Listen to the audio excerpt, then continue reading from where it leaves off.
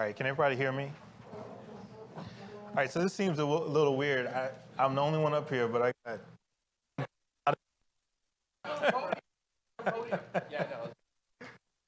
It's fine. It's fine. So a couple things before I get started. Well, one in particular. So I understand that I think I'm standing between you and lunch. So this will be really interesting. I don't want to hold you up, but I definitely want to make sure that it's interactive when we get a chance to hear a lot of your questions. So we'll try to balance that, but I think the food's going to come out while I'm talking, so this will be interesting. Question for you: how many people go to the movies with the expectation of leaving early?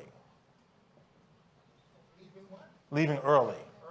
Yeah. So when you go to the movies, how many people want to leave early? You do?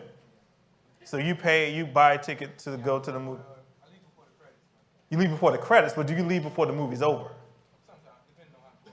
All right. Okay. That's fair. That's fair. So if it's a bad movie, then you leave early. Okay. So I think that one of the mistakes that a lot of founders make in developing their pitch is that they think they're putting together a movie script. And so when you go to a movie, you always kind of think about it in terms of, this thing's going to be 2 hours, it's going to be interesting and exciting or whatever, but all the best stuff happens at the end, right? Like the world gets blown up and all that kind of stuff, it happens at the end. So the whole time you're just kind of building up to that big moment. But with your pitch, it's actually the exact opposite.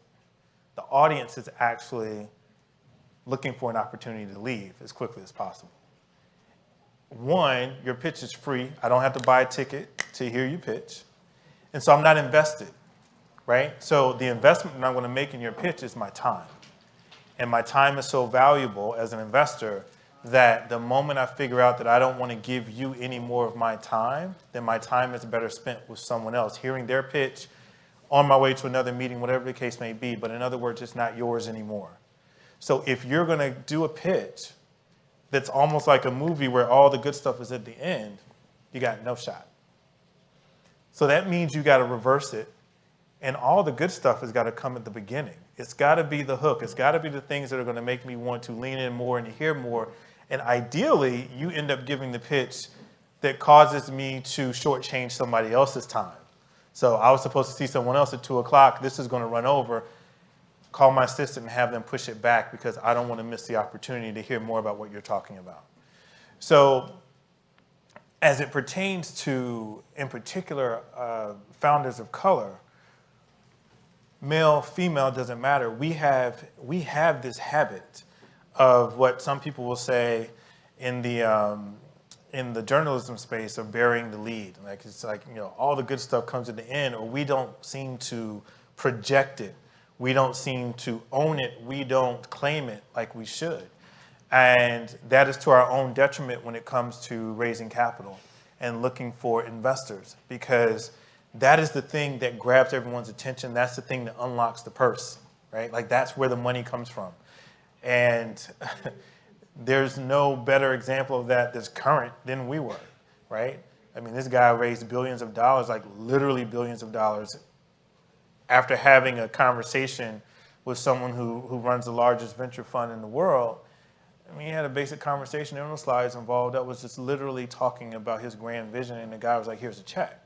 And we see how that whole thing worked out. But the point of that is that type of mentality is what comes into the room when you're starting to pitch. It's this idea that, yeah, the slides are really interesting and the numbers are cool or whatever, but can we get connected? Can we engage in a way that causes me to kind of, in many ways, suspend everything else, suspend the rules? So, in this interaction, is it going to be so engaging that I just determine that I just have to be a part of what this person is doing? And that's ultimately what it comes down to. And so think about that movie analogy as you are putting together your own story. As you're going through that process and thinking about building that pitch, think about the story that you're trying to tell before you even start putting together slides. So I've been investing in startups for almost 10 years now.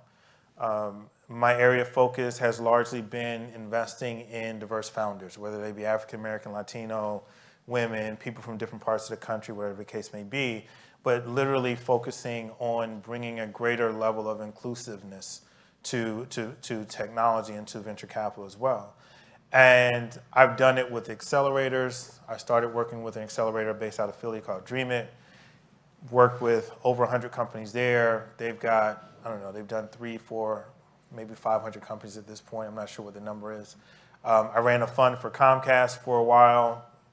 We invested in startups. We did it at the pre-seed stage, coming out of accelerators all the way through Series A, Series B type investing, out of a fund that was specifically focused on investing in diverse founders. Currently, I'm an entrepreneur in residence with Morgan Stanley. There are a few people in this room actually that have had companies in that program.